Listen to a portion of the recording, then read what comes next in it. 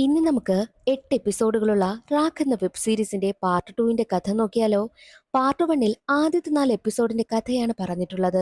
Part 2 ബാക്കി 4 എപ്പിസോഡിന്റെ കഥ നോക്കിയാലോ? പാർട്ട് 1 കാണാത്തവർക്കായിട്ട് ലിങ്ക് കമന്റ് ബോക്സിൽ പിൻ ചെയ്തിട്ടുണ്ട്. കാണാൻ മറക്കരുതേ. എങ്കിൽ മാത്രമേ പാർട്ട് 2 കഥ മനസ്സിലാകൂ. വീഡിയോയിലേക്ക് കടക്കുന്നതിന് മുൻപ് വീഡിയോ കാണുന്ന കൂട്ടുകാർ ഒന്ന് ലൈക്ക് ചെയ്തിട്ട് കാണാനും കമന്റ് സെക്ഷനിൽ ചെല്ലുമ്പോൾ സൈഡിലോട്ടൊന്ന് നീക്കിക്കഴിഞ്ഞാൽ ഹൈപ്പ് എന്നൊരു ഓപ്ഷനും കാണും. അത് ക്ലിക്ക് ചെയ്തേക്കാനും മറക്കരുതേ. എങ്കിലേ നമ്മുടെ വീഡിയോയ്ക്ക് കുറച്ച് റീച്ച് കിട്ടൂ. അഞ്ചാമത്തെ പാർട്ട് ആരംഭിക്കുമ്പോൾ സുമനയും സഹോദരനെയും എന്തോ ചെയ്തതിനു ശേഷം കാറിൽ വരികയായിരുന്നു ബാബുവും രാജുവും. അവരുടെ ദേഹത്തേക്ക് ഒരുപാട് രക്തമൊക്കെയുണ്ട്. അതേസമയം ബാബുവിന്റെ ബോധം പോവുകയും കാറിന്റെ കൺട്രോൾ തെറ്റി ഒരു ജീപ്പിൽ വന്നിടിക്കുകയും ചെയ്യുന്നുണ്ട്. അതാണ് നമ്മൾ ആദ്യത്തെ പാർട്ടിൽ കണ്ടത്. ജെപിയുടെ ജീപ്പില് ഒരു പച്ച കളർ കാർ വന്നിടിക്കുന്നത് അതിതേ സംഭവമാണ്. പോലീസ് ഉദ്യോഗസ്ഥൻ അവിടേക്ക് ഇറങ്ങി വരുന്നതിന് മുൻപ് തന്നെ രാജു ബാബുവിനെ എടുത്തുകൊണ്ട് ഹോസ്പിറ്റലിലേക്ക് വന്നിരുന്നു. ബാബുവിന് ആവശ്യമായിട്ടുള്ള ട്രീറ്റ്മെന്റ് എല്ലാം കൊടുക്കുന്നുണ്ട്. അതേസമയം ബോധം വീഴുന്ന ബാബു, നീ എന്തിനാ ഇവിടേക്ക് എന്നെ കൊണ്ടുവന്നത്? ഹോസ്പിറ്റലിലേക്ക് വന്നാൽ ആകെ പ്രശ്നമാകില്ലേ എന്നൊക്കെ ചോദിച്ച് രാജുവിനെ ഒരുപാട് വഴക്ക് പറയും. അവിടേക്ക് വരുന്ന ഡോക്ടർ നിങ്ങൾക്ക് എന്താണ് പറ്റിയെന്ന് ചോദിക്കുമ്പോൾ രണ്ടുപേരും രണ്ട് കാര്യമാണ് പറയുന്നത്. അത് കാരണം ഡോക്ടറിന് എന്തൊക്കെയോ സംശയം തോന്നുന്നു. ഡോക്ടർ പോലീസിൽ വിവരമറിയിക്കുകയും ചെയ്യും. ഇനി ഈ ഒരു ഹോസ്പിറ്റലിൽ നിന്നാൽ ശരിയാകില്ല എന്ന് കരുതി ഉടനെ തന്നെ ബാബുവും രാജുവും ഹോസ്പിറ്റലിൽ നിന്ന് പോകുവാനായി ഒരുങ്ങുന്നു. അതേസമയമായിരുന്നു ഡോക്ടർ വിളിച്ചു പറഞ്ഞിട്ട് ഒരു പോലീസ് ഉദ്യോഗസ്ഥൻ അവിടേക്ക് വരുന്നത്. പോലീസ് ഉദ്യോഗസ്ഥൻ ഇവരുടെ ഡീറ്റെയിൽസ് ഒക്കെ എടുക്കുന്ന സമയത്ത്, ഞങ്ങൾ സാധാരണക്കാരല്ലേ, എന്തിനാ ഇങ്ങനെയൊക്കെ ചോദ്യം ചെയ്യുന്നത്? ഞങ്ങൾ ഒരു തെറ്റും ചെയ്തിട്ടില്ല എന്നുള്ള കാര്യമൊക്കെ ബാബുവും രാജുവും പറയുന്നു. അതൊന്നും വിശ്വാസമാകാത്ത പോലീസ് ഉദ്യോഗസ്ഥൻ അവരുടെ അഡ്രസ് ആവശ്യപ്പെടുന്നു. ബാബുവും രാജുവും കൊടുക്കുന്നത് മണിയുടെ അഡ്രസ് ആയിരുന്നു. പോലീസുകാർ അന്വേഷിക്കുന്നെങ്കിൽ മണിയുടെ വീട്ടിൽ പോയി തിരക്കട്ടെ എന്നതായിരുന്നു അവരുടെ പ്ലാനും. അതേസമയം മാലിനിയെ കാണിക്കും. മാലിനിയോട് വീണ്ടും വീണ്ടും ന്യൂസ് കൊണ്ടുവരുവാനൊക്കെ പറഞ്ഞ് ഉയർന്ന ഉദ്യോഗസ്ഥൻ വല്ലാതെ ടോർച്ചർ ചെയ്യുകയാണ്. എന്നാൽ ബാബു നേരെ രാജുവിനെ ബസ് കയറ്റി വിടും. നീ നിന്റെ നാട്ടിലേക്ക് പൊയ്ക്കോ, ഞാൻ ജിമ്മിയെ കണ്ടിട്ട് വരാം. ഇനി എന്തെങ്കിലും ആവശ്യമുണ്ടെങ്കിൽ എന്നെ കോണ്ടാക്ട് ചെയ്യണമെന്ന് പറഞ്ഞ് ബാബു തന്റെ നമ്പരും കൊടുക്കുന്നു. എന്തെങ്കിലും നമുക്ക് കാണാമെന്ന് പറഞ്ഞിട്ടാണ് രാജുവിനെ യാത്രയാക്കുന്നതും. രാജു നേരെ വരുന്നത് തന്റെ സഹോദരിയുടെ വീട്ടിലേക്കാണ്. രാജുവിന്റെ സഹോദരിക്ക് വിവാഹപ്രായമായ ഒരു മകളുമുണ്ട്. വീട്ടിലേക്ക് എത്തുന്ന ചേച്ചിയുടെ ഭർത്താവിന് രാജുവിനെ കാണുന്നതും വല്ലാതെ ദേഷ്യം വരികയാണ്. ജോലിക്കും കൂലിക്കും പോകാത്ത ഇവനെ എന്തിനാ നീ ഇവിടെ പിടിച്ച് നിർത്തിയിരിക്കുന്നതെന്ന് പറഞ്ഞ് ചേച്ചി റൂമിലിട്ട് തല്ലുന്നു. എന്നാൽ ഇതെല്ലാം കേട്ടുകൊണ്ടിരിക്കുന്ന രാജുവിന് വല്ലാതെ വിഷമമൊക്കെ വരികയാണ്. അടുത്ത ദിവസം ജെപിയും കൂട്ടരും രാജുവിന്റെ ചേച്ചിയുടെ നാട്ടിലേക്ക് എത്തുകയാ. എങ്ങനെയാണ് ഈ ഒരു നാട് കണ്ടുപിടിച്ചെന്നാൽ, മണിയെ ചോദ്യം ചെയ്യുന്ന സമയത്ത് രാജുവും മണിയും കൂട്ടായതുകൊണ്ട് തന്നെ രാജുവിന്റെ നാട് മണിക്ക് നന്നായിട്ട് അറിയാമായിരുന്നല്ലോ. അതുകൊണ്ട് തന്നെ രാജുവിന്റെ ചേച്ചിയും കുടുംബവും താമസിക്കുന്ന സ്ഥലം മണി പറഞ്ഞു കൊടുത്തു. അങ്ങനെയാണ് ജെപിയും കൂട്ടരും ആ നാട്ടിലേക്ക് എത്തിയിരിക്കുന്നത്. രാജുവിന്റെ ചേച്ചിയുടെ ഭർത്താവിനോട് രാജുവിനെ കുറിച്ചൊക്കെ അന്വേഷിക്കുന്നു. അവൻ രാത്രിക്ക് രാത്രി തന്നെ ഈ വീട് വിട്ടു പോയി. എവിടേക്കാണ് പോയതെന്നൊന്നും അറിയില്ല എന്നും ജെപിയോട് പറയുന്നു. അതേ സമയം തന്നെയായിരുന്നു രാജുവിന്റെ ചേച്ചിയുടെ മുഖത്തും ചേച്ചിയുടെ മകളുടെ മുഖത്തും ദേഹത്തുമൊക്കെ ഒരുപാട് പരിക്കുകളൊക്കെ ജെപി കാണുന്നത്. ആരായിരിക്കാം ഇവരെ തല്ലിയത് എന്നൊക്കെ ജെപി ചിന്തിക്കും. എന്താ രാജുവിനെ അന്വേഷിച്ച് വരുവാനായിട്ടുള്ള കാരണമെന്ന് ചേച്ചി ചോദിക്കുമ്പോൾ, അവനും അവന്റെ കൂട്ടുകാരനും ചേർന്ന് ഡൽഹിയിൽ ഒരു പെൺകുട്ടിയെയും ആ കുട്ടിയുടെ സഹോദരനെയും കൊലപ്പെടുത്തി എന്നുള്ള കാര്യം ജെപി പറയുന്നു. അത് കേട്ടതും രാജുവിന്റെ ചേച്ചി ഞെട്ടിപ്പോവുകയാ. അവനൊരു പാവമാ, ഒരിക്കലും അവൻ അങ്ങനെ ചെയ്യില്ല. അവന്റെ കൂടെയുള്ളവൻ കാരണം രാജു പെട്ടുപോയതായിരിക്കുമെന്ന് പറഞ്ഞ് ചേച്ചി കരയുവാനായും തുടങ്ങി. എന്നാൽ ജെപിക്ക് രാജുവിന്റെ ചേച്ചിയുടെയും ചേച്ചിയുടെ മകളുടെയും ദേഹത്തുള്ള മുറിവൊക്കെ ചേച്ചിയുടെ ഭർത്താവ് കാരണം ഉണ്ടായതാണെന്ന് മനസ്സിലാകുന്നു. പോകുവാനായി ഇറങ്ങുന്ന സമയം ചേച്ചിയുടെ ഭർത്താവിനെ വിരട്ടിയിട്ടാ പോകുന്നത്.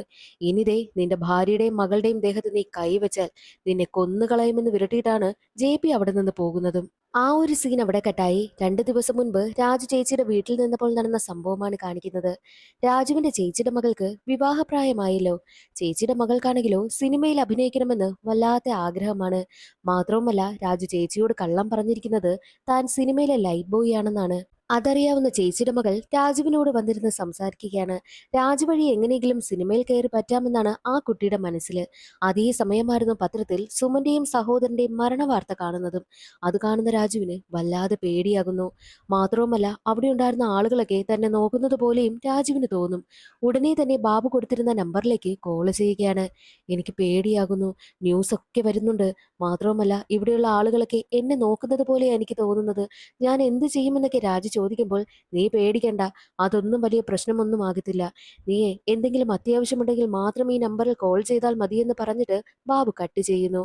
മറ്റൊരു വശത്ത് ജെ പിയെയും കൂട്ടരെയും കാണിക്കുകയാണ്. രാത്രിക്ക് രാത്രി തന്നെ രാജു വീട്ടിൽ നിന്ന് പോയെന്ന് പറഞ്ഞതുകൊണ്ട് ഏത് വഴിയായിരിക്കാം പോയിരിക്കുക എന്ന് ചിന്തിച്ച് ആ സ്ഥലമെല്ലാം അന്വേഷിക്കുന്നു. മാത്രമല്ല ആ നാട്ടിലെ പോലീസുകാരും ജെ പിയും കൂട്ടരെയും സഹായിക്കുന്നത് കൊണ്ട് രാജുവിന്റെ രേഖാചിത്രം വെച്ച് ആ നാട്ടിലുള്ളവരോടൊക്കെ അന്വേഷിക്കും. പക്ഷേ ആരും അന്ന് രാത്രി രാജുവിനെ കണ്ടതേയില്ല. ആ ഒരു സീൻ അവിടെ കട്ടായി ചേച്ചിയുടെ വീട്ടിൽ രാജു നിൽക്കുമ്പോൾ നടന്ന മറ്റൊരു സംഭവം കൂടിയാണ് കാണിക്കുന്നത്. ചേച്ചിയുടെ മകൾക്ക് സിനിമയിൽ അഭിനയിക്കണമെന്ന അതിയായ ആഗ്രഹമുണ്ടല്ലോ. അതുകൊണ്ട് തന്നെ രാജു ഉറങ്ങുവാനായി കിടന്ന സമയം രാജുവിനടുത്തേക്ക് ആ പെൺകുട്ടി എത്തുകയാണ്. മാമാ, മാമന് സിനിമയിലല്ലേ ജോലി, എനിക്കും കൂടി സിനിമയിൽ ഒരു അവസരം ഒപ്പിച്ചു തരുമോ? അങ്ങനെയാണെങ്കിൽ മാമൻ പറയുന്ന എന്ത് ഞാൻ അനുസരിക്കാം. എനിക്ക് കുക്ക് ചെയ്യാനൊക്കെ അറിയാം. ഞാൻ നിങ്ങൾക്ക് നന്നായിട്ട് ഫുഡൊക്കെ ഉണ്ടാക്കി തരാം. ഞാൻ കാശ് സമ്പാദിച്ചു കഴിഞ്ഞാൽ ആ കാശിൽ പകുതി ഞാൻ മാമന് തരാമെന്നൊക്കെ ആ പെൺകുട്ടി പറയുന്നു. അതെല്ലാം കേട്ട രാജു, ഞാൻ നിനക്ക് സിനിമയിൽ അവസരം ഉണ്ടാക്കി തരികയാണെങ്കിൽ ഞാൻ പറയുന്ന എന്ത് നീ അനുസരിക്കൂ? ആ, എന്ത് ഞാൻ അനുസരിക്കാമെന്ന് പറയുന്നതോടുകൂടി രാജു അവളെ പിടിച്ച് കട്ടിലേക്ക് കിടത്തുന്നു. എന്നിട്ട് അവളോട് മോശമായി പെരുമാറുവാനായി ശ്രമിക്കുകയാണ്. സ്വന്തം ചേച്ചിയുടെ മകളാണെന്ന് പോലും രാജു ചിന്തിച്ചില്ല. അതേസമയം ആ പെൺകുട്ടിയുടെ മുഖം കാണുന്ന സമയത്ത് സുമന്റെ മുഖം അവന് ഓർമ്മ വരുന്നു. അതോടുകൂടി പേടിച്ച രാജുവാണെങ്കിലോ അന്ന് രാത്രി തന്നെ അവിടെ നിന്ന് പോവുകയാണ് ചെയ്യുന്നത്. രാജുവിന്റെ ചേച്ചിയുടെ നാട്ടിലെ അന്വേഷണമെല്ലാം ഒരുവിധം അവസാനിപ്പിച്ച് ജെ പിയും കൂട്ടരും തിരികെ പോകുവാനായി ഒരുങ്ങുന്ന സമയം തന്നെ സഹായിച്ച ആ നാട്ടിലെ പോലീസ് ഉദ്യോഗസ്ഥർക്കെല്ലാം നന്ദി പറഞ്ഞിട്ടാണ് ജെ പി അവിടെ നിന്ന് പോകുന്നത്. എന്നാൽ മറ്റൊരു വശത്ത് കുട്ടികളുടെ സാധനങ്ങളെല്ലാം അവരുടെ വീട്ടിലേക്ക് കൊണ്ടുവന്ന് ഏൽപ്പിക്കുകയാണ് പോലീസ് ഉദ്യോഗസ്ഥർ. പോസ്റ്റ്മോർട്ടം റിപ്പോർട്ട് വീട്ടുകാർക്ക് കൈമാറി കഴിഞ്ഞാൽ അവരാകെ തകർന്നു പോകുമല്ലോ. അതുകൊണ്ട് തന്നെ കുട്ടികളുടെ സാധനങ്ങളെല്ലാം ഏൽപ്പിച്ചിട്ടാണ് പോകുന്നതും. എന്നാൽ അതേ സമയം തന്നെയായിരുന്നു മാലിനി ഒരു കാര്യം കണ്ടെത്തുന്നത്. രാജുവും ബാബുവും ബോംബെയിൽ ഉണ്ടായിരുന്ന സമയം ഒരു കൊലപാതകം നടത്തിയെന്നുള്ള കാര്യം മാലിനി കണ്ടെത്തുന്നു. ആ ഒരു കാര്യം ജെ പിയോട് പറയുവാൻ വേണ്ടിയിട്ട് അവൾ വീട്ടിലേക്ക് പോവുകയാണ്. എന്നാൽ അതേ സമയം എസ് പി മിനിസ്റ്ററിന്റെ വീട്ടിലേക്ക് എത്തുന്നു. പക്ഷേ മിനിസ്റ്ററിന്റെ വീടിന് മുന്നിൽ വല്ലാതെ പ്രതിഷേധമൊക്കെ നടക്കുകയാണ്. ഇതുവരെയായിട്ടും കൊലപാതകിയെ കണ്ടെത്തിയതുമില്ലല്ലോ. മിനിസ്റ്റർ ആണെങ്കിലോ എസ് പിയെ ഒരുപാട് വഴക്ക് പറയുന്നു. ഒട്ടും എഫിഷ്യന്റ് അല്ലാത്ത പോലീസ് ഉദ്യോഗസ്ഥന്റെ കയ്യിൽ കേസ് ഏൽപ്പിച്ചാൽ ഇങ്ങനെ തന്നെ ആയിരിക്കും. എത്രയും വേഗം മറ്റൊരു പോലീസ് ഉദ്യോഗസ്ഥന് കേസ് കൈമാറണം. വേഗം തന്നെ കൊലപാതകിയെ കണ്ടെത്തണമെന്നും മിനിസ്റ്റർ പറയുന്നു. മിനിസ്റ്ററിന്റെ പ്രഷർ താങ്ങാനാകാതെ എസ് പി ആ ഒരു കേസ് മറ്റൊരു പോലീസ് ഉദ്യോഗസ്ഥന് കൈമാറുന്നു.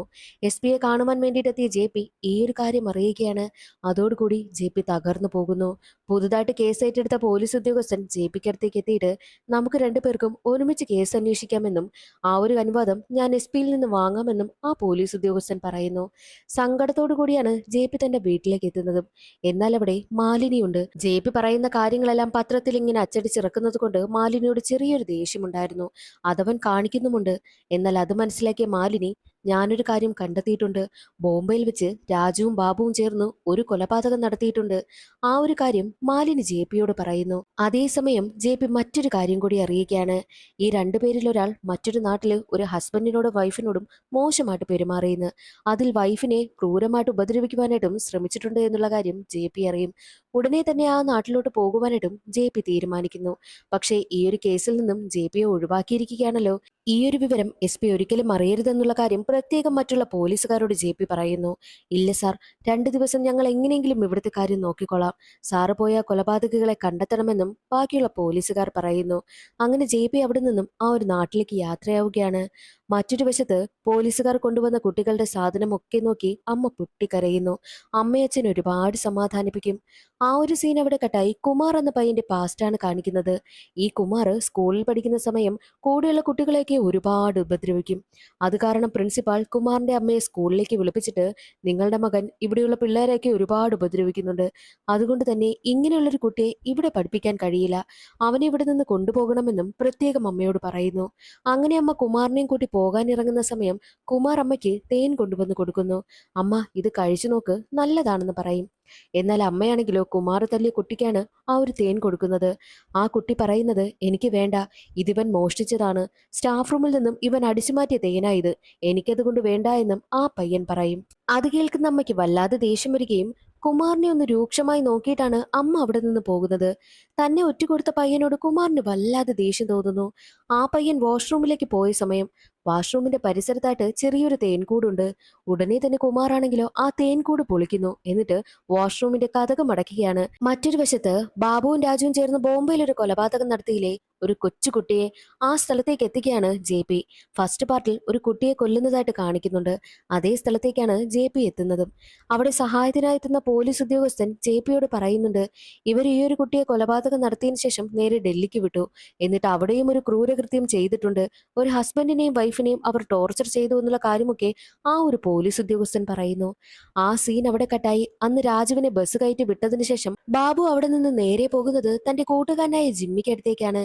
ജിമ്മിയും ബാബുവും എങ്ങനെയാണ് പരിചയപ്പെട്ടതെന്നൊന്നും കാണിക്കുന്നതേയില്ല. ജിമ്മി ഒരു ഹോട്ടലിലാണ് ജോലി ചെയ്യുന്നതും തന്റെ വിവാഹമാകാറായി എന്നുള്ള കാര്യവും ജിമ്മി പ്രത്യേകം പറയുന്നുണ്ട്. തനിക്കൊരു ജോലി വേണമെന്നുള്ള കാര്യം ബാബു ജിമ്മിയോട് പറയുമ്പോഴോ ജിമ്മി ബാബുവിന് വേണ്ടിയിട്ടുള്ള ജോലിയും റെഡിയാക്കി കൊടുക്കുന്നു. ഒരു വണ്ടി റെന്റിനെടുത്തിട്ട് അത് ടാക്സിയായി ഓടുക, അതായിരുന്നു ജിമ്മി റെഡിയാക്കി കൊടുത്ത ജോലി. ബാബുവിന് ആദ്യം കിട്ടിയ ഓട്ടം ഒരു ഹസ്ബൻഡിനെയും വൈഫിനെയും എയർപോർട്ടിൽ കൊണ്ടാക്കുക എന്നതായിരുന്നു. അവരെയും കൊണ്ട് എയർപോർട്ടിലേക്ക് പോകുന്ന സമയം വിജനമായൊരു സ്ഥലത്ത് ആൾവാസമില്ല എന്ന് ഉറപ്പുവരുത്തിയ ശേഷം ബാബു കാറ് നിർത്തുകയും കാറിൽ നിന്ന് പുറത്തേക്ക് ഇറങ്ങുകയും ചെയ്യുന്നുണ്ട്. ആ ഹസ്ബൻഡിനോടും വൈഫിനോടും അവൻ ക്രൂരമായി എന്തോ പെരുമാറിയെന്ന് അതിൽ നിന്ന് മനസ്സിലാക്കാം. ആ ഒരു സീൻ അവിടെ കട്ടായി JP ആണ് കാണിക്കുന്നത്. JP നേരെ എത്തിയിരിക്കുന്നത് ബാധിക്കപ്പെട്ട ഹസ്ബൻഡിനെയും വൈഫിനെയും കാണുവാൻ വേണ്ടിയിട്ടാണ്. വൈഫ് സംസാരിക്കാൻ പറ്റുന്ന അവസ്ഥയിലേയില്ല. അവരാകെ സമനില തെറ്റിയ അവസ്ഥയിലിരിക്കുക. എന്താണ് യഥാർത്ഥത്തിൽ സംഭവിച്ചതെന്ന് ഹസ്ബൻഡ് തുറന്നു പറയുവാനേയും ആരംഭിച്ചു. അവരൊരു ടാക്സിയിൽ കയറി. ടാക്സി ഓടിക്കുന്ന ആള് വിജനമായ സ്ഥലത്തെത്തിയതും ടാക്സി നിർത്തി. അതിനുശേഷം എന്നെ ഒരുപാട് ഉപദ്രവിക്കുകയും എന്റെ കൺമുന്നിൽ വെച്ച് തന്നെ എന്റെ ഭാര്യയോട് അവൻ മോശമായിട്ട് പെരുമാറി. അങ്ങനെയൊന്നും ചെയ്യരുതെന്ന് ഞാൻ പറഞ്ഞിട്ട് പോലും കേൾക്കാതെ എന്നെ ഉപദ്രവിച്ചിട്ടാണ് അവളോട് അങ്ങനെയൊക്കെ പെരുമാറിയത്. അതേസമയം ഞങ്ങളുടെ കൂടെ ഒരു നായ്ക്കുട്ടി ഉണ്ടായിരുന്നു. ആ നായ്ക്കുട്ടി കുരച്ചത് കൊണ്ട് തന്നെ അതിനെയും എടുത്തുകൊണ്ടാണ് ആ ടാക്സി ഡ്രൈവർ അവിടെ നിന്ന് പോയതെന്നും ആ ഒരു ഭർത്താവ് പറയുന്നു. അത് കേട്ടതും JPക്ക് തന്നെ ആകെ സങ്കടമായി. മാത്രമല്ല ഭാര്യയുടെ അവസ്ഥ കണ്ടിട്ട് JP ആകെ വിഷമിക്കുകയാണ്. അവരാണെങ്കിൽ വല്ലാത്തൊരു മാനസികാവസ്ഥയിലും. ഇങ്ങനെയുള്ള ക്രൂരന്മാരെയൊക്കെ എന്തിനാ സാർ പുറത്തിറക്കി നടത്തുന്നത്, അവരെയൊക്കെ എങ്ങനെയെങ്കിലും ശിക്ഷിച്ചൂടെ എന്നുള്ള കാര്യമൊക്കെ ഹസ്ബൻഡും വൈഫും പറയുന്നുണ്ട്. മാത്രവുമല്ല തങ്ങളുടെ നഷ്ടപ്പെട്ടു പോയ നായ്ക്കുട്ടിയെ എങ്ങനെയെങ്കിലും തിരിച്ചു കൊണ്ടു തരണമെന്നും പ്രത്യേകം വൈഫ് പറയുന്നു. അവരുടെ അവസ്ഥയൊക്കെ ഓർത്ത് സങ്കടപ്പെട്ടാണ് JP അവിടെ നിന്ന് പോകുന്നതും. എത്രയും വേഗം രണ്ടിനെയും കണ്ടെത്തണമെന്ന വാശിയായി JPക്ക്. ജിമ്മിയുടെ കല്യാണമാകാറായതുകൊണ്ട് തന്നെ ജിമ്മിക്ക് വേണ്ടിയിട്ടുള്ള കോട്ടും സ്യൂട്ടും ഒക്കെ തയ്ക്കുകയാണ്. താൻ ഹണിമൂണിന് ആഗ്രയിലേക്കാണ് പോകുന്നതെന്നും 2 ടിക്കറ്റ് എടുത്തിട്ടുണ്ട് എന്നുള്ള കാര്യമൊക്കെ ജിമ്മി പ്രത്യേകം പറയുന്നുണ്ട്. അതേസമയം ഇതെല്ലാം കേട്ടുകൊണ്ടുന്ന ബാബുവിന്റെ കൈവശം ഒരു നായ്ക്കുട്ടിയും ഉണ്ടായിരുന്നു. ഹസ്ബൻഡിന്റെയും വൈഫിന്റെയും കയ്യിൽ നിന്ന് മടിച്ചു മാറ്റിക്കൊണ്ടുവന്ന ആ നായ്ക്കുട്ടിയാണത്. ഇത് എവിടെ നിന്നാ എന്ന് ജിമ്മി ചോദിക്കുമ്പോൾ താൻ കാശ് കൊടുത്ത് വാങ്ങിയതെന്നാണ് ബാബു കള്ളം പറയുന്നതും. അതേസമയം ബാബുവിനൊരു കോൾ വരുന്നു. വിളിച്ചത് രാജുവാണ്. ബാബു, എനിക്ക് പേടിയാകുന്നു, ഞാനിനി എന്താ ചെയ്യേണ്ടതെന്ന് രാജു ചോദിക്കുമ്പോൾ ഒരു നിമിഷം ഒന്ന് ആലോചിച്ച ബാബു, ഒരു കാര്യം ചെയ്യ്, നീ അവിടെ നിന്നും ട്രെയിൻ കയറി ആഗ്രയിലേക്ക് വാ, ഞാനും എന്റെ ഗേൾഫ്രണ്ടായ രമ്യയും അപ്പോൾ ആഗ്രയിലേക്ക് എത്താമെന്നുള്ള കാര്യവും ബാബു പറയുന്നു. ബാബുവിന്റെ ലക്ഷ്യം ജിമ്മി തന്റെ വൈഫിനെയും കൊണ്ട് ആഗ്രയിലേക്ക് ഹണിമൂണിന് പോകണമെന്നായിരുന്നല്ലോ ആഗ്രഹിച്ചത്. അതിനു വേണ്ടിയിട്ട് ടിക്കറ്റും ബുക്ക് ചെയ്തിട്ടുണ്ട്. അത് അടിച്ചു മാറ്റി കൊണ്ടുപോവുക, അത് തന്നെയായിരുന്നു ലക്ഷ്യം. ആ സീൻ അവിടെ കട്ടായി. കുമാർ എന്ന പയ്യന്റെ പാസ്റ്റാണ് കാണിക്കുന്നത്. കുമാർ കുട്ടികളുടെ ജയിലിൽ നിന്നും ഇറങ്ങി തന്റെ അമ്മയെ കാണുവാൻ വേണ്ടിയിട്ട് എത്തിയിരിക്കുകയാണ്. എന്നാൽ അതേസമയം അമ്മ മറ്റൊരു വിവാഹം കഴിച്ച് അതിലൊരു പെൺകുഞ്ഞുമുണ്ട്. എന്നാൽ അമ്മയ്ക്കാണെങ്കിൽ കുമാറിനെ കാണുമ്പോൾ വല്ലാതെ വെപ്രാളം വരികയാണ്. നീ എന്തായാലും ഇവിടെ വരരുത്, ഇനി ഒരിക്കലും വരരുത്, എനിക്ക് നിന്നെ കാണണ്ട എന്നൊക്കെ അമ്മ പറയുന്നുണ്ട്. അമ്മ, ഞാൻ നിങ്ങളുടെ മകനല്ലേ എന്ന് കുമാർ ചോദിക്കുമ്പോൾ, അതെ, നീ എന്റെ മകൻ തന്നെയാണ്, പക്ഷേ ഞാൻ നിന്നെ ഒരുപാട് മാറ്റുവാനായിട്ട് ശ്രമിച്ചു, എന്നാൽ നീ മാറിയില്ല. ഇന്നിപ്പോൾ ഞാൻ ആഗ്രഹിച്ചതുപോലെ ഒരു ജീവിതം എനിക്ക് കിട്ടിയിരിക്കുകയാണ്. അതിലെനിക്കൊരു മകളുമുണ്ട്. എന്നെ നീ ജീവിക്കാൻ അനുവദിക്കണം. എന്റെ ഭർത്താവിന് നിന്റെ കാര്യമൊന്നും അറിയില്ല, ഞാൻ പറഞ്ഞിട്ടുമില്ല. അതുകൊണ്ട് ഇവിടെ നിന്ന് പോകണം, ഇനി ഇങ്ങോട്ട് വരരുതെന്നും പ്രത്യേകം അമ്മ കുമാറിനോട് പറയുന്നു. അത് കേട്ട് കുമാറിന് വല്ലാതെ ദേഷ്യം വരികയാണ്. ഇവർക്കിട്ട് എന്തെങ്കിലും പണി കൊടുക്കണമെന്നും കുമാർ തീരുമാനിക്കുന്നു. പോകുവാനായി ഇറങ്ങുന്ന സമയം തന്റെ അമ്മയുടെ വീട് മുഴുവൻ കൊളുത്തിയിട്ടാണ് കുമാർ അവിടെ നിന്ന് പോകുന്നത്. ആ ഒരു അപകടത്തിൽ അമ്മയ്ക്കും കുഞ്ഞിനും കാര്യമായി പരിക്ക് പറ്റുന്നു. എന്നാൽ പ്രസന്റിൽ JP പൊള്ളലേറ്റ് കിടക്കുന്ന അമ്മയെ കാണുവാൻ വേണ്ടിയിട്ടാണ് എത്തിയിരിക്കുന്നത്. ആളറിയാൻ പോലും പറ്റുന്നില്ല. അമ്മയോട് ഓരോ കാര്യങ്ങളൊക്കെ ജെ പി ചോദിക്കുമ്പോൾ തന്റെ മകൾ ആ ഒരു അപകടത്തിൽ തനിക്ക് നഷ്ടമായി എന്നും മാത്രവുമല്ല ഈ കുമാർ കുറെ നാള് കുട്ടികളുടെ ജയിലിലായിരുന്നു. കൂടെ പഠിച്ചിരുന്ന കുട്ടിയെ കൊലപ്പെടുത്തിയത് കൊണ്ടാണ് കുമാർ കുട്ടികളുടെ ജയിലിലേക്ക് പോയത്. ജയിലിൽ നിന്ന് ഇറങ്ങിയതിനു ശേഷം അവൻ കുമാർ എന്ന പേര് മാറ്റി ബാബു എന്ന പേര് സ്വീകരിക്കുകയാണ് ചെയ്തതെന്നും അമ്മ പറയുന്നു. ഈ കുമാർ മറ്റാരുമല്ല, ഈ ബാബു തന്നെയാണ്. അങ്ങനെ ബാബു കിടന്ന ജയിലിന്റെ ഡീറ്റെയിൽസ് ഒക്കെ തിരക്കിയതിനു ശേഷം ബാബു കിടന്നിരുന്ന ജയിലിലേക്ക് വന്ന് ബാബുവിനെ കുറിച്ച് അന്വേഷിക്കുകയാണ് ജെ പി. അവനിപ്പോൾ കുമാർ എന്ന പേര് മാറ്റി ബാബു എന്നാണല്ലോ പേര് സ്വീകരിച്ചിരിക്കുന്നതും. ഓ, അവനാണോ? അവൻ ഈ ജയിലിൽ കിടന്ന സമയത്ത് ഒരുപാട് പ്രശ്നമുണ്ടാക്കിയിട്ടുണ്ട്. ആള് ഭയങ്കര കുഴപ്പക്കാരനാണെന്നും ജയിലർ പറയുന്നു. ജയിലിൽ കിടന്ന സമയത്ത് ബാബു ആരുമായിട്ടായിരുന്നു കൂടുതൽ കമ്പനി? ബാബുവിന് രാജു എന്ന പേരുള്ള ആരെങ്കിലുമായിട്ട് ഇവിടെ കമ്പനി ഉണ്ടായിരുന്നു എന്ന് ചോദിക്കുമ്പോൾ രാജു എന്ന പേരുള്ള ആരുമായിട്ടും കമ്പനിയില്ല. പക്ഷേ ജിമ്മി എന്നൊരുത്തനുമായിട്ട് നല്ല കമ്പനിയായിരുന്നു. ജിമ്മിയുമായിട്ട് മാത്രമേ കൂട്ടുണ്ടായിരുന്നുള്ളൂ എന്നുള്ള കാര്യം ജയിലർ പറയുന്നു. അങ്ങനെ ജിമ്മിയുടെ ഡീറ്റെയിൽസും വാങ്ങിയിട്ടാണ് അവിടെ നിന്നും ജെ പി പോകുന്നത്. എന്നാൽ മറ്റൊരു വശത്ത് ബാബുവിന്റെ കാമുകിയെ രമ്യയെ കാണിക്കും. ബാബുവിന്റെയും രാജുവിന്റെയും രേഖാചിത്രം പത്രത്തിൽ അച്ചടിച്ചു വന്നത് രമ്യ കാണുന്നു. ഇത് ബാബു ആണല്ലോ എന്ന സംശയം രമ്യയ്ക്കുണ്ടാകുന്നു. രമ്യയുടെ കൂട്ടുകാരിയും ബാബുവിനെ തിരിച്ചറിയുകയാണ്. നമുക്കിത് പോലീസിൽ അറിയിച്ചാലോ എന്ന് പറഞ്ഞ് പോലീസിനെ കോൾ ചെയ്യുവാനായി ഒരുങ്ങുന്ന സമയം തന്നെ രമ്യ അത് തടയും. വേണ്ട, നമുക്കൊന്നുകൂടി അന്വേഷിച്ചിട്ട് ചെയ്താൽ പോരെ എന്നും രമ്യ പറയുന്നുണ്ട്. എന്നാൽ ആ ഒരു സിസ്റ്റർ ആണെങ്കിലോ പോലീസിൽ വിവരം അറിയിക്കുകയാണ് ചെയ്തത്. ഉടനെ തന്നെ ഹോസ്പിറ്റലിലേക്ക് ജെ പിയും കൂട്ടരും എത്തും. ഇവിടെയുള്ള രമ്യ സിസ്റ്ററുമായിട്ട് ബാബു അടുപ്പത്തിലാണെന്നുള്ള കാര്യവും ആ സിസ്റ്റർ പറയുന്നു. രമ്യ എവിടെയാണെന്ന് ജെ പി ചോദിക്കുമ്പോൾ റൂമിലുണ്ടെന്നും സിസ്റ്റർ പറയും. അതേസമയം റൂമിൽ നടക്കുന്ന കാര്യങ്ങളാണ് കാണിക്കുന്നത്. റൂമിലിരിക്കുകയായിരുന്നു രമ്യ. രമ്യക്കടുത്തേക്ക് ഒരാൾ വരികയാ. അത് മറ്റാരുമല്ല, ബാബു തന്നെയാണ്. ബാബുവിനെ കണ്ടതും രമ്യ വല്ലാതെ പേടിക്കുവാനായും തുടങ്ങി. നീ എന്തിനാ പേടിക്കുന്നത്? ആഗ്രയിലേക്ക് പോകുവാനായിട്ടുള്ള 2 ടിക്കറ്റ് എന്റെ കൈവശമുണ്ട്. നമുക്കിവിടെ നിന്ന് പോകാമെന്നും ബാബു പറയുന്നു. അതേസമയം രമ്യയുടെ റൂം ലക്ഷ്യമാക്കി പോവുകയാണ് ജെ പിയും കൂട്ടരും. എന്നാൽ ബാബുവിനെ കണ്ട് ഭയപ്പെട്ട് നിൽക്കുന്ന രമ്യ തന്റെ കയ്യിലുണ്ടായിരുന്ന പത്രം ഒളിപ്പിച്ചു വെക്കുവാനായും ശ്രമിക്കുക. ബാബു ഇത് വല്ലതും അറിഞ്ഞു കഴിഞ്ഞാൽ തന്നെ കൊല്ലുമോ എന്ന പേടി രമ്യയ്ക്കുണ്ടായിരുന്നു. എന്നാൽ പത്രം ഒളിപ്പിച്ചു വെക്കുന്നത് മനസ്സിലാക്കിയ ബാബു അവളുടെ കയ്യിൽ നിന്നും എന്താ നീ ഒളിപ്പിക്കുന്നത്, നോക്കട്ടെ എന്ന് പറഞ്ഞ് പത്രം പിടിച്ചു വാങ്ങി നോക്കും. തന്നെ കുറിച്ചുള്ള വാർത്തയെല്ലാം രമ്യ അറിഞ്ഞു എന്നുള്ള കാര്യം ബാബുവിന് മനസ്സിലായി. അതേസമയമായിരുന്നു സിസ്റ്റർ പോലീസുകാരെ രമ്യയുടെ മുറിയിലേക്ക് കൂട്ടിക്കൊണ്ടുവരുന്നതും. പോലീസുകാർ വന്ന് വാതിൽ മുട്ടുന്നെന്ന് മനസ്സിലാക്കിയ ബാബു നീ എന്നെ ഒറ്റിക്കൊടുത്തല്ലേ എന്ന് പറഞ്ഞ് രമ്യയെ പിടികൂടുന്നു. എന്നിട്ട് അവളുടെ കഥ കഴിക്കുകയാണ് ചെയ്യുന്നത്. വാതിൽ തുറക്കാത്തതുകൊണ്ട് വാതിൽ ചവിട്ടി തുറന്ന് അകത്തേക്ക് കടക്കുന്ന സമയത്ത് രമ്യ അവിടെ മരണപ്പെട്ട് കിടക്കുകയാണ്. ബാബുവും ജനൽ വഴി രക്ഷപ്പെട്ടിരുന്നു. കുറച്ചു സമയം മുമ്പ് വന്നിരുന്നെങ്കിൽ നമുക്കവനെ പിടികൂടാമായിരുന്നു, രമ്യയെ രക്ഷിക്കാമായിരുന്നു എന്നൊക്കെ ജെ പിയും ചിന്തിക്കും. അതേസമയം ഹസ്ബൻഡിന്റെയും വൈഫിന്റെയും കയ്യിൽ നിന്ന് കടത്തിക്കൊണ്ടുവന്ന നായ്ക്കുട്ടിയും ജെ പിയുടെ കയ്യിൽ കിട്ടുകയാണ്. അതിനുശേഷം ജെ പിയും കൂട്ടരും നേരെ പോകുന്നത് ജിമ്മിയുടെ വീട്ടിലേക്കാണ്. ജിമ്മിയുടെ വിവാഹമൊക്കെ കഴിഞ്ഞ് ഭാര്യയുമായിട്ട് റൊമാൻസ് ചെയ്യുന്ന സമയം അകത്തേക്ക് കടന്ന ജെ പിയും കൂട്ടരും ബാബുവിനെ കുറിച്ച് അന്വേഷിക്കുന്നു. ബാബു കുഴപ്പക്കാരനായിരുന്നു എന്നറിഞ്ഞിരുന്നെങ്കിൽ ഞാൻ ഒരിക്കലും അവനെ എന്റെ വീട്ടിൽ താമസിപ്പിക്കില്ലായിരുന്നു. മാത്രവുമല്ല അവനിവിടെ നിന്ന് പോയ സമയം എന്റെ ഹണിമൂൺ ടിക്കറ്റ് മടിച്ചുകൊണ്ടാണ് പോയതെന്നും ജിമ്മി പറയുന്നു. ഹണിമൂണിനുള്ള ടിക്കറ്റോ? ഏത് സ്ഥലത്തേക്കാന്ന് ചോദിക്കുമ്പോൾ ആഗ്രയിലേക്കാണെന്നും ജിമ്മി പറയുന്നു. ഉടനെ തന്നെ ജെ പി ആഗ്രയിലേക്ക് തിരിക്കുകയാണ്. ബാബു ആഗ്രയിലേക്ക് പോകുന്നത് ട്രെയിനിലാണ്. തന്നെ ആരും തിരിച്ചറിയാതിരിക്കാൻ വേണ്ടിയിട്ട് ട്രെയിനിൽ വെച്ച് തന്നെ മുടിയൊക്കെ മുട്ടയിടിക്കുന്നു. എന്നാൽ മറ്റൊരു വശത്ത് രാജുവിനെ കാണിക്കുകയാണ്. ബാബു വന്നു കഴിഞ്ഞാൽ താമസിക്കാൻ വേണ്ടിയിട്ട് ഒരു വീട് നോക്കി വെക്കും. എന്നിട്ട് തന്റെ കയ്യിലുള്ള കമ്പിയുമായിട്ട് വീട്ടിലേക്ക് പ്രവേശിക്കുന്നു. വാതിൽ മുട്ടുമ്പോൾ വാതിൽ തുറക്കുന്നവരെയൊക്കെ കമ്പി ഉപയോഗിച്ച് തല്ലുകയാണ് രാജു ചെയ്യുന്നതും. അതിനുശേഷം ബാബുവിനെ കൂട്ടാൻ വേണ്ടിയിട്ട് സ്റ്റേഷനിലേക്ക് എത്തുകയാണ് രാജു. രണ്ടാളും നേർക്കുനേർ കാണുമ്പോൾ കെട്ടിപ്പിടിക്കുകയും ഒക്കെ ചെയ്യും. എന്നാൽ അതേസമയം അവിടെയുണ്ടായിരുന്ന ഒരു പോലീസ് ഉദ്യോഗസ്ഥൻ ബാബുവിനെയും രാജുവിനെയും തിരിച്ചറിയുകയാണ് ചെയ്യുന്നത്. ഡാ എന്ന് വിളിക്കുമ്പോൾ തിരിഞ്ഞു നോക്കുന്ന ബാബുവും രാജുവും പോലീസിനെ കാണുന്നതും അവിടെ നിന്ന് രക്ഷപ്പെട്ടു ഓടുന്നു. എത്രയൊക്കെ ആ ഒരു പോലീസ് ഉദ്യോഗസ്ഥൻ പിന്നാലെ ഓടിയിട്ടും രണ്ടാളെയും പിടികൂടാൻ കഴിഞ്ഞില്ല. പോലീസ് സ്റ്റേഷനിൽ വിവരം അറിയിക്കുകയും ചെയ്യുന്നുണ്ട്. ആഗ്രയിലേക്ക് എത്തിയ ജെ പി നേരെ പോകുന്നത് ആഗ്രയിലുള്ള പോലീസ് സ്റ്റേഷനിലേക്കാണ്. ഡൽഹി പോലീസ് ഉദ്യോഗസ്ഥനാണെന്ന് പറഞ്ഞ് ജെ പി തന്നെ പരിചയപ്പെടുത്തുന്നു. നിങ്ങളുടെ ടീമൊക്കെ എവിടെയെന്ന് അവിടുത്തെ പോലീസ് ഉദ്യോഗസ്ഥൻ ചോദിക്കുമ്പോൾ അൺഒഫീഷ്യലായിട്ടല്ലേ ജെ പി കേസ് അന്വേഷിക്കുന്നത്, അതുകൊണ്ട് തന്നെ എന്ത് പറയുമെന്ന് ജെ പി ചിന്തിക്കുന്നു. എന്റെ ടീമൊക്കെ പിന്നാലെ വരുമെന്ന് ജെ പി കള്ളം പറയുന്നു. നമുക്ക് കേസ് അന്വേഷണം ആരംഭിക്കാമെന്നും ജെ പി പറയുകയാണ്. ആഗ്ര റെയിൽവേ സ്റ്റേഷനിൽ വെച്ചാണ് രണ്ടാളെയും കണ്ടതുകൊണ്ട് തന്നെ ഈ സ്ഥലം വിട്ടു പോകാൻ ചാൻസ് ഇല്ല എന്നും ജെ പി പറയുന്നു. അതുകൊണ്ട് തന്നെ അവരുടെ കയ്യിലുണ്ടായിരുന്ന രേഖാചിത്രമെല്ലാം പോസ്റ്റർ അടിച്ചിറക്കുകയാണ്. ഇവരെ കാണുന്നുണ്ടെങ്കിൽ വിവരം അറിയിക്കണമെന്നും ഒരു ഫോൺ നമ്പരും കൊടുക്കുന്നുണ്ട്. ആളുകൾ എല്ലാവരും പോസ്റ്ററൊക്കെ നോക്കുകയാ. മാത്രമല്ല റേഡിയോ വഴി ബാബുവിനെയും രാജുവിനെയും കുറിച്ചുള്ള വാർത്തകളൊക്കെ വരുന്നു. ഇങ്ങനെ 2 പേർ രക്ഷപ്പെട്ട് നടക്കുന്നുണ്ട്. ഇവരെ ഒന്ന് സൂക്ഷിക്കണമെന്നും പ്രത്യേകം റേഡിയോയിലൂടെ പറയുന്നു. അതേസമയം ബാബുവിനും രാജുവിനും താമസിക്കുവാൻ വേണ്ടിയിട്ട് രാജു കണ്ടെത്തിയ വീട് കാണിക്കുകയാണ്. ആ വീട്ടിൽ താമസമുള്ളത് ഒരു മുത്തശ്ശിയും ആ മുത്തശ്ശന്റെ മകനും മകന്റെ മകനുമാണ്. അവരെ എല്ലാവരെയും ലോക്ക് ചെയ്ത് വെച്ചിരിക്കുകയാണ് ബാബുവും രാജുവും.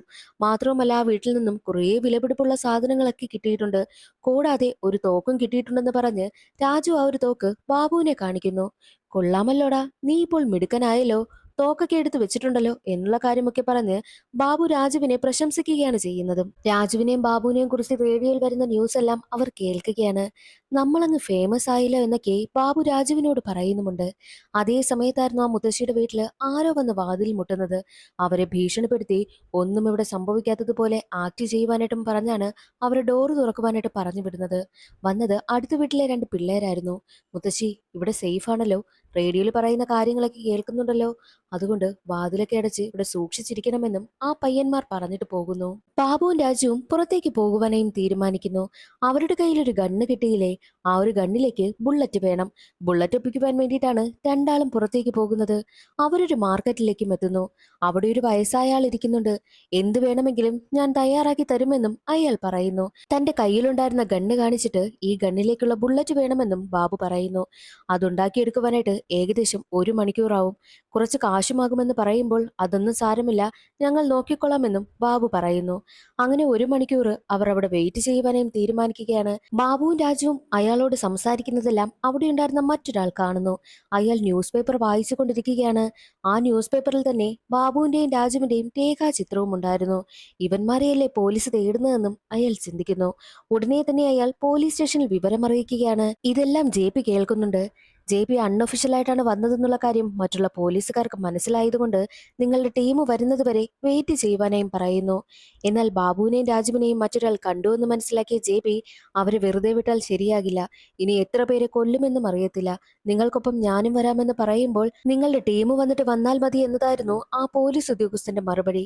അവർ രണ്ടുപേരും ഇനി എത്ര പേരെ കൊല്ലുമെന്നുള്ള കാര്യം അറിയത്തില്ല, അവസാനം ആരെങ്കിലും കൊന്നുകഴിഞ്ഞാൽ നിങ്ങൾക്കായിരിക്കും കുറ്റബോധം തോന്നാൻ പോവുക എന്ന് JP പറഞ്ഞതോടുകൂടി JPയും കൂടെ കൂട്ടുവാൻ വേണ്ടിയിട്ട് ആഗ്ര പോലീസ് ഉദ്യോഗസ്ഥർ തീരുമാനിക്കുന്നു. മറ്റൊരു വശത്ത് ബുള്ളറ്റ് കിട്ടുവാനായിട്ട് ഇനി 1 മണിക്കൂർ സമയമില്ലേ, അതുവരെയും താജ്മഹൽ പോയി കാണാമെന്ന് കരുതി അവർ രണ്ടുപേരും താജ്മഹലിന്റെ മുന്നിൽ വന്നിരിക്കുകയാണ്. എന്നാൽ അതേസമയം അവിടെ ഉണ്ടായിരുന്ന ഒരു പോലീസ് ഉദ്യോഗസ്ഥൻ ബാബുവിനെയും രാജുവിനെയും തിരിച്ചറിയുകയും നിങ്ങൾ ഇവിടെ ഇരിക്കുകയാണോ, നിങ്ങളെയല്ലേ പോലീസ് എല്ലാവരും തേടുന്നതെന്ന് പറഞ്ഞിട്ട് അവരെ പിടികൂടുവാൻ വേണ്ടിയിട്ടും ശ്രമിക്കുന്നു. പക്ഷേ ബാബുവും രാജുവും അവിടെ നിന്ന് രക്ഷപ്പെട്ടു പോവുകയാണ് ചെയ്യുന്നത്. JP ആഗ്രയിലേക്ക് വന്നതും ഇവരുടെ രേഖാചിത്രം വെച്ച് പോസ്റ്റർ അടിച്ചിറക്കിയ കാര്യങ്ങളൊന്നും ബാബുവിനും രാജുവിനും അറിയത്തില്ല. അതുകൊണ്ടാണ് അവരിങ്ങനെ കറങ്ങി നടന്നതും. എന്നാൽ പോലീസ് ഉദ്യോഗസ്ഥൻ അവരെ ഓടിക്കുന്ന സമയത്ത് അവിടെ നിന്നും അവർ രക്ഷപ്പെട്ടു പോവുകയാണ്. അവർ രണ്ടുപേരും നേരെ എത്തുന്നത് ബുള്ളറ്റ് വാങ്ങുവാൻ വേണ്ടിയിട്ട്. പക്ഷേ ആ കടയിലും പോലീസുകാർ വളഞ്ഞിരുന്നു. രണ്ടുപേരും അവിടെ നിന്ന് രക്ഷപ്പെട്ടു പോകുന്നത് JP കാണുകയുണ്ടായി. JPയും കൂട്ടരും അവരെ ഫോളോ ചെയ്യും. നമുക്ക് റെയിൽവേ സ്റ്റേഷനിലേക്ക് പോകാം, കിട്ടുന്ന ട്രെയിനിൽ കയറി രക്ഷപ്പെടാമെന്നും ബാബുവും രാജുവും തീരുമാനിക്കുന്നു. രണ്ടാളും സ്റ്റേഷനിലേക്ക് എത്തി ഒരു ട്രെയിനിലേക്കും കയറുകയാണ്. അവരെ ഫോളോ ചെയ്തു വന്ന JPയും കൂട്ടരും അതേ ട്രെയിനിൽ തന്നെ കയറുന്നു. അവരെ അന്വേഷിക്കുന്ന സമയത്ത് ഒരു ഘട്ടത്തിൽ രാജു JPയുടെ കയ്യിൽ പെടുന്നു. അത് കാണുന്ന ബാബു ആണെങ്കിലോ അവിടെയുണ്ടായിരുന്ന ഒരു കൊച്ചിനെ പിടികൂടിയതിനു ശേഷം അവളെ കൊല്ലുമെന്ന് വിരട്ടും. രാജുവിനെ വെറുതെ വിടുവാനായിട്ടും ബാബു ആവശ്യപ്പെടും. എന്നാൽ അത് JP കേൾക്കുന്നതേയില്ല. രാജുവിനെ വിടുവാനായിട്ട് ബാബു എത്ര തന്നെ ആവശ്യപ്പെട്ടിട്ടും JP അത് കേൾക്കുന്നില്ല. എന്നാൽ ഒരു ഘട്ടത്തിൽ പണി കിട്ടിയെന്ന് മനസ്സിലാക്കിയ രാജു, സാർ, ഞാനൊന്നും ചെയ്തിട്ടില്ല, എല്ലാം ചെയ്തത് ഈ ബാബുവാ, എന്നെ അവൻ പെടുത്തിയതാണെന്ന് പറഞ്ഞ് രാജു കുറ്റസമ്മതം നടത്തുന്നു. അത് കാണുന്ന ബാബു ഇനി ഇവനെ രക്ഷിച്ചിട്ട് കാര്യമില്ല, താൻ രക്ഷപ്പെടുന്നതാണ് നല്ലതെന്ന് ചിന്തിച്ച് ആ ഒരു പെൺകുട്ടിയുടെ കഴുത്തിൽ കത്തിവെച്ചിട്ട് ബാബു പിന്നോട്ട് പോകുന്നു. എന്നാൽ അതേസമയം അവിടെ പാസഞ്ചറിനെ പോലെ മറ്റൊരു പോലീസ് ഉദ്യോഗസ്ഥൻ ഇരിക്കുന്നുണ്ട്. അയാൾ ഉടനെ തന്നെ ചാടി എഴുന്നേറ്റ് ബാബുവിനെ പിടികൂടുകയാണ്. ബാക്കിയുള്ള പോലീസുകാരെല്ലാവരും വളയുകയും ട്രെയിനിലിട്ട് തന്നെ ബാബുവിനെ അടിച്ചു നോക്കുന്നു. എന്നിട്ട് സ്റ്റേഷനിലേക്ക് കൊണ്ടുപോവുകയാണ് ചെയ്യുന്നത്. ആ സീൻ അവിടെ കട്ടായി രണ്ട് കുട്ടികളുടെയും അച്ഛനെയും അമ്മയും കാണിക്കും. രണ്ട് മക്കളും മരണപ്പെട്ടു പോയി എന്നുള്ള കാര്യം അമ്മ ഇപ്പോൾ അക്സെപ്റ്റ് ചെയ്തിരിക്കുകയാണ്. അവരുടെ അസ്ഥിയൊക്കെ കൊണ്ടുവന്ന് പുഴയിൽ ഒഴുകുകയും ചെയ്യുന്നു. അതിനുശേഷം മാലിനി അവരുടെ ഇന്റർവ്യൂ എടുക്കുവാൻ വേണ്ടിയിട്ടും എത്തിയിരിക്കുകയാണ്. കുറ്റവാളികളെയൊക്കെ പിടികൂടിയ സന്തോഷത്തിൽ വീട്ടിലേക്ക് എത്തിക്കുകയാണ് ജെ പി. എല്ലാ തവണയും അച്ഛനവന് ആഹാരമുണ്ടാക്കി കൊടുക്കുന്ന സമയത്ത് പലപ്പോഴും അച്ഛനോട് ദേഷ്യം കാണിക്കുകയാണ് ജെ പി ചെയ്തിട്ടുള്ളത്. എന്നാൽ ഇപ്പോൾ സന്തോഷത്തോടു കൂടി വീട്ടിലേക്ക് വന്ന ജെ പി അച്ഛനോട് ആഹാരം ഉണ്ടാക്കി തരുവാനായിട്ടും പറയുന്നു. അത് കേൾക്കുന്ന അച്ഛൻ ഒരുപാട് സന്തോഷമാവുകയാണ്. ആ സീൻ അവിടെ കട്ടായി. അന്നേ ദിവസം രണ്ട് കുട്ടികൾക്കും എന്താണ് സംഭവിച്ചെന്നാണ് കാണിക്കുന്നത്. രണ്ടുപേരെയും സിംഗ് ഒരു ബസ് സ്റ്റോപ്പിൽ ഇറക്കി കൊടുത്തു എന്ന് പറഞ്ഞില്ലേ? ബസ് സ്റ്റോപ്പിൽ ഇറക്കിയ സിംഗ് സൂക്ഷിച്ചു പോകണമെന്ന് പ്രത്യേകം പറഞ്ഞിട്ടാണ് അവിടെ നിന്ന് പോകുന്നത്.